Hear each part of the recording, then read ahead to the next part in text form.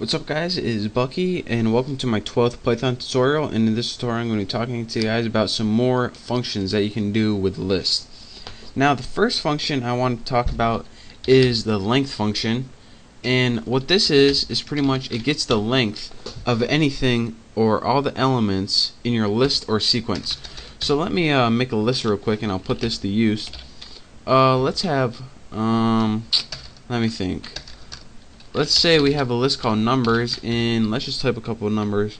8, 1, 4, 17, let me think randomly, 28, 165, and lastly 7. Booyah. Now actually I want to name this numbers plural, and now we have a list or a sequence called numbers. Now as I said, we can get the length of all the elements in this list by typing a function called length, or len, and this is short for length. So numbers. What you have to do is type the function and then type whatever you want to get the length of and press enter. And as you can see, it says 7, and what this means is there are 7 elements in here. 1, 2, 3, 4, 5, 6, 7. So this is a function, a very simple one that you can use to get the length or number of elements in your list or sequence. Another thing that you can do is get, instead of len, you can type max right there, and that'll give you the maximum number in your list. So tag max numbers, and then it says 165 is the biggest number in your list. And of course, since they made a max function, they also made a min function. Numbers, the minimum number right there is 1, and that's right here, R1. So again, length returns the number of elements, max returns the biggest value, minimum returns the smallest value. And another thing I want to talk to you guys about, another function, is called a list function. And what a list function does is take any string of text, such as Bucky, and it converts it to a list. And this is because there's a lot of different things that you can do to lists that you can't just do to a string function, or excuse me, to a string. So this, once you convert it to a list, it allows you to perform all list functions on it. And some of those list functions I'm going to talk to you guys about right now. Some things that you could do to a list but you couldn't do to a string of text. And this involves using index notation to add a new value to the list. So remember, we have this list of numbers that was 8, 1, 4, 17, 28, 165, and 7.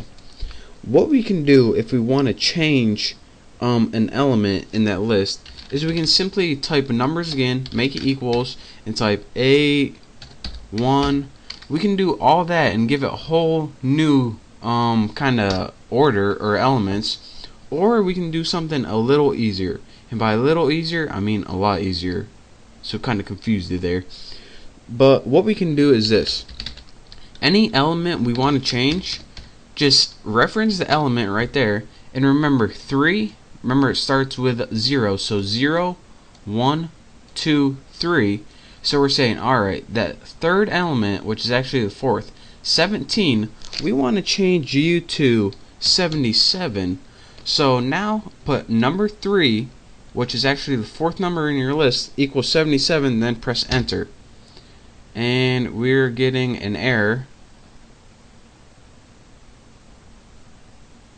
And I know why, because I put number instead of numbers. This is so embarrassing. Numbers, had to think about that for a second. 3 equals 77. Guarantee it works. Bam, what I tell you. Now, instead, when you actually type the right name, what you do is when we output this on our screen, it now has changed that value of 17 to 77. So that is how you use to reference it in index notation and then just assign it a new value. And it allows you to type just one specific value instead of having to retype your whole entire list. So that is how you do that. And since you can change values in your list, you can also delete elements in your list, and this is even easier.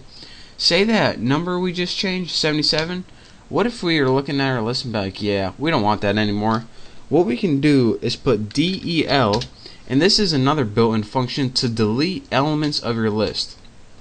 So del deletes an element or takes it away from the list. So let's go ahead and type numbers. I'm going to type numbers this time and not number, and we want to delete the third element from the list. So go ahead and hit enter, and it just deleted that element from the list. Don't believe me? Numbers, there we go. Look at this. Our last list was 8, 1, 4, 77, 77, 28, 1, 65, 7. Now our list is 8, 1, 4. Where'd the 77 go? Bam, we deleted it using this little function right here. And now instead of 7 elements, our list only has 6 elements. So that's how you can take away elements out of a list. So again, I showed you guys how to use the length function. I showed you guys how to use max and min to get the biggest and smallest values. I showed you guys how to change a string of text to a list, and how to perform some simple changing elements in a list and also deleting elements from a list. So learn that. It's going to come in useful later on, if not right now. So thank you guys for watching. Don't forget to subscribe, check out all my other tutorials and contests, and I will see you next time.